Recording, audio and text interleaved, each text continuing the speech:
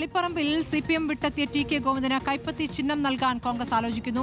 ഗോവിന്ദനെതിരെ കോൺഗ്രസിൽ വിമത നീക്കം ശക്തമായ സാഹചര്യത്തിലാണ് പാർട്ടി ചിഹ്നത്തിൽ തന്നെ മത്സരിപ്പിക്കാനുള്ള നീക്കമുണ്ടാകുന്നത്. TK ഗോവിന്ദനെതിരെ മത്സരിക്കുമെന്ന KPCC അംഗം കൊയ്യം ജനാർദ്ദനും യൂത്ത് കോൺഗ്രസും പ്രഖ്യാപിച്ച സാഹചര്യമുണ്ട്. അതിനിടെ UDFിന് പിന്തുണ ഉറപ്പാക്കാൻ TK Govindan KPCC president Sunny ജോസഫിനെ വീട്ടിലെത്തി കണ്ടിരിക്കുന്നു. അഭിജിത്ത് മുഴക്കുന്ന വിവരങ്ങളുമായി. അഭിജിത്ത്, ഇപ്പോൾ TK ഗോവിന്ദൻ കൈപ്പത്തി ചിഹ്നത്തിൽ മത്സരിക്കുമോ? അതാണ് ചോദ്യം. ഇപ്പോൾ PK ശശിയുമായി ബന്ധപ്പെട്ടും നമ്മൾ ആ വിവരം കേട്ടതാണ്. പക്ഷേ PK ശശി ചിഹ്നത്തിൽ മത്സരിക്കാൻ തയ്യാറായില്ല എന്നുള്ള വിവരമാണ് നമുക്ക് അറിയാനാകുന്നത്. അപ്പോൾ എന്താണ് TK ഗോവിന്ദനുമായി ബന്ധപ്പെട്ട് പാർട്ടിയുടെ നീക്കം?